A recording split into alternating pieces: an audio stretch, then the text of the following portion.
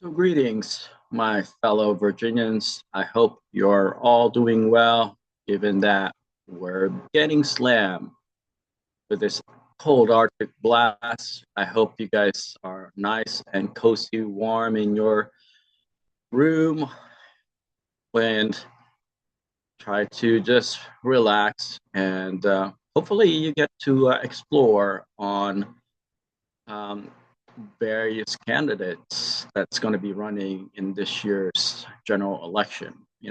Some time to familiarize yourselves with us, your candidates, and consider our perspective and point of view while you're in the comfort of your house under a nice warm blanket. Okay, folks. So my name is Al Mina, and I'll be talking about my position regarding not necessary immigration, but legal immigration. Okay, because there are two things: there's legal and illegal immigration. Okay, you can't just go into a country anywhere. I've been traveling around the world throughout my career and life and studies, and I can't just march into a country without proper documentation and letting officials of those countries know who I am, what my nationality is, and where I came from. That's just because it will affect their overall national security and sovereign right to uh, exercise to protect their people from those that might want to do harm. I'm not saying everyone, that comes to a country wants to harm the population of that country, but there are checks and balances and systems that have been put in place around the world to make sure that there's order and they can manage their security vis-a-vis their border. So let me give you a little bit of perspective regarding my position, given that out of everyone running for office in the US Senate, I am the only one who is actually from a legal immigrant background, okay, who have actually lived abroad, okay.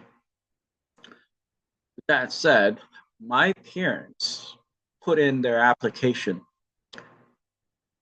okay, many years in advance, and they actually had to wait off and for almost a decade to be invited, okay, to enter the US as legal immigrants. They went through all sorts of hardship, on by waiting and following the rules, you know, and adjusting to the rules as it's been being implemented by the US. So my position on immigration is this. There are people that immigrate out of necessity. They simply cannot have access to similar opportunities of, those that live in the US, privileges, jobs, quality of life, education, economic mobility. I get that. There are economic migrations going on around the world, not just in the US per se, but around the world. And there are immigrants that migrate based out of extreme conditions. Could it be a war condition in which they become refugees, or severe and adverse economic hardship in their home country? And I understand why they would want to move to a more stable economy and market and political environment. I can totally get that. I understand that, folks. But my take on immigration is this. And let me remind you what my background is. I support market development. Okay. And what that means is we help build the capacity of a country. I actually help build the market of a country. Okay. That's my professional background. Obviously, it taps into finance, it taps into economics, it taps into trade, commercial development, it taps into economic development and accounting, all that stuff. All right, but just hear me out here. If you're going to enter a foreign country as a guest, okay, and this is just common sense, wouldn't you want for that country to know who you are and allow you into their country so that they can at least protect your rights because they know who you are, okay? Versus you enter a country not not announcing to the authorities of that country that you're entering their country, and they have no idea who you are, and therefore there is no way for them to protect your rights as a guest in their country. Because if you look on the back of your passport, it actually has certain clauses on there.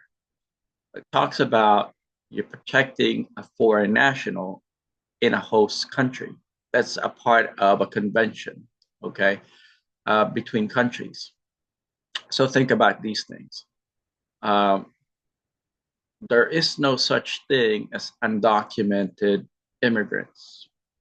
The reason that is not the case is because to be documented, you actually have to register and have paperwork to prove that you're documented. When people say you're undocumented, it's also the same situation, except you knowingly did not participate in documenting your presence in a country. So basically, not only did you violate their law of a sovereign state, you also exercised the judgment not to adhere to certain rules that is enforced throughout the world, not just in the US. This kinds of requisites in terms of immigration applies to any country on planet Earth. As long as they're a country, they have sovereign rights to enforce their immigration protocols and laws. Now, the sensitive subject is how do you enforce being kind to people that wants to immigrate out of necessity, out of economic hardship, out of economic migration. Now that's I understand that you have to have some sort of compassion to those that are less fortunate in this world.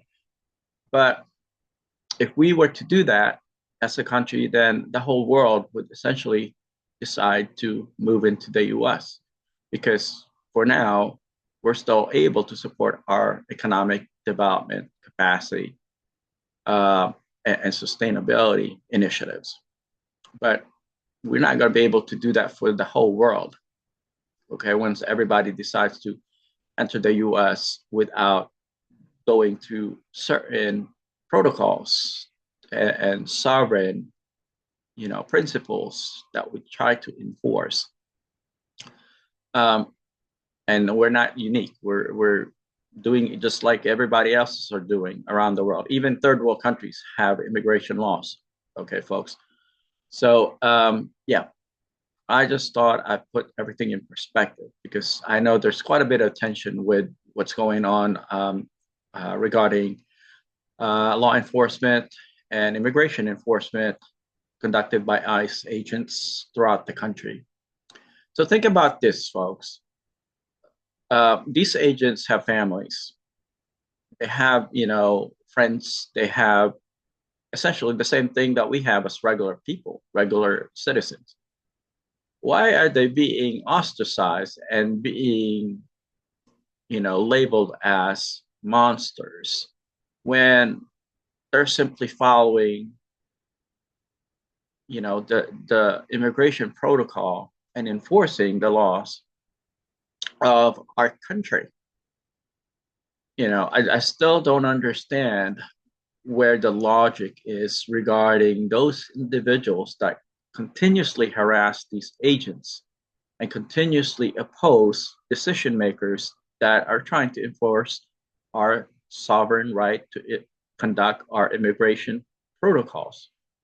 I just don't get it because we're actually paying these people out of our taxpayers to protect us, to enforce our rules and regulations in terms of immigration and protect our country from, illegal invaders that might want to harm us.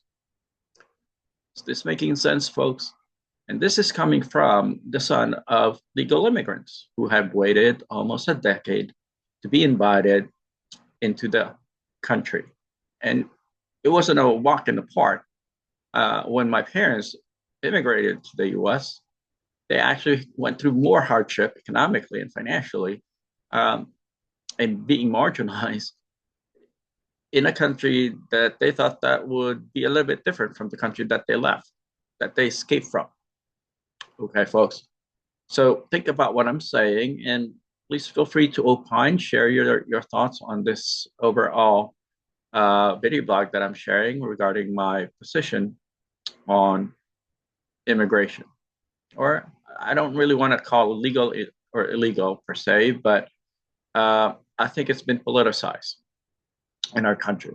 Immigration into a country without documentation is illegal because you're not documented, and immigration into a country with documentation and approval of that country is legal. Okay. Forget about politics when it comes to immigration because everybody's going to try to spin the wheel, and they're just going to make it worse, especially if you're just a common person trying to understand what's really going on. Because politicians that have certain agendas, okay, and narratives and talking points to move the needle in their favor will obviously do just that. Okay, will exercise certain things that is not always relevant to a productive consensus regarding this issue on immigration. Again, out of all the candidates, U.S. Senate candidates in Virginia for the election, regardless, Democrat, Republican, I am the only one that can 100% say come from a legal immigrant family background. Thank you so much for listening. Take care.